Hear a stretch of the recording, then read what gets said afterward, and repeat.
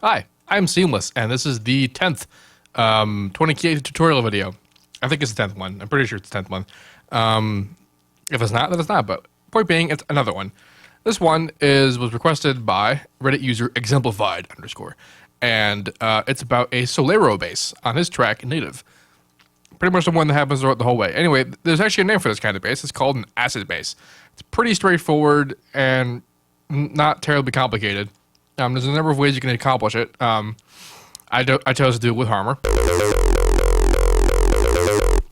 This is a version of it, and then you see I also have a massive open, and there's actually a wavetable called Acid, which is pretty much just this sound pre-distortion. And I say pre-distortion because the way that the sound works is that it's a saw wave with a very specific kind of filtering going on underneath distortion, just a lot of distortion, all kinds of distortion. And what I mean by specific filtering, actually, I'll show you what I mean. Like when I was designing the Harmer bass, I was actually looking at the massive acid table through an EQ.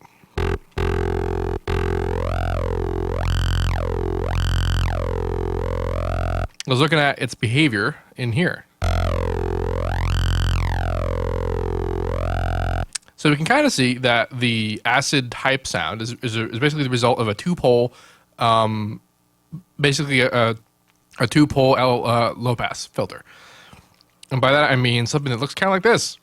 Because in Harmer you can build your own filter shapes, and so I decided to build one that was an acid bass, kind of. And basically made this two-pole, and if you saw its behavior in the EQ, what it did is as it was going down, it had like a notch, and then there was a pole, and then there was nothing because it was low passing everything as it went down, but those two notches. So what I did was I made that, and I also combined it with a custom resonance shape, which again had these two poles, and I used the width and offset knobs to kind of fit it with the pole of the filter. And I kind of just messed around with it until I got a sound that sounded kind of like what it was. The other part of this is automating.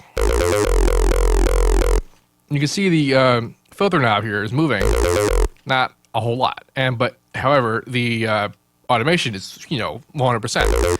And the way that I made this work was that I just made the automation whole the whole time, going up and down 100%.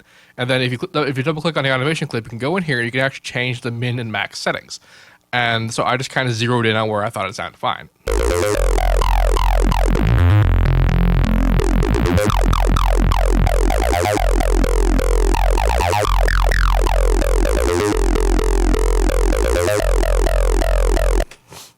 That's pretty much what's up with that. On top of the Harmer, there's a little bit of distortion going on in the actual Harmer itself. I have it on the stereo asymmetry just to give it some stereo-ness. I also have it unison engaged, but that was really just because I felt like it. I didn't even do anything useful in the harmonic unison pitch window. I didn't change any of the spectrum differences or anything like that, but I did go to the articulator in the envelope, but I did make it shut up quick. Because I wanted the sound to be stable, but I wanted a little bit of unison influence. But I did also use it for some stereo purposes. On top of that, I have an EQ, lightly exemplifying the EQ shape of the sound that we want. And then I wave shaped it, like so, with some more asymmetry. And then I compressed it. Kind of.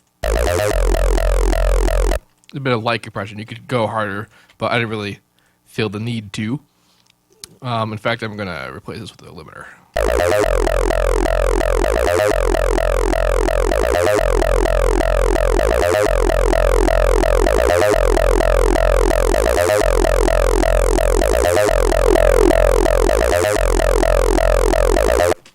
Reason why I did that is because not everyone has Maximus, so when I put this FLP, it won't cause you any problems should you still have the demo version of it. Anywho, that's pretty much the basis of it, of this whole thing. I'm not going to include this massive because I didn't actually do anything. I just lowered up the acid wavetable and pitched it down 24 cents so that I could play it with my keyboard. So yeah, the acid shape, again, as we said, is basically a two-pole LP and with high resonance and then distorted. It's a basic saw or just a tiny bit of unison, but it's usually just a saw.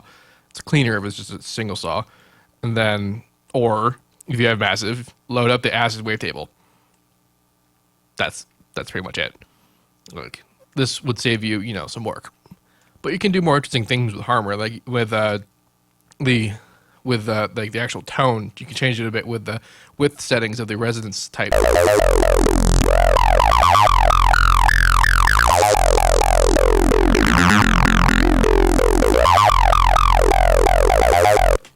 You got lots of options there, which is why I like building things myself with Harmor, because it gives you total 100% control over the sound all the time, no matter what.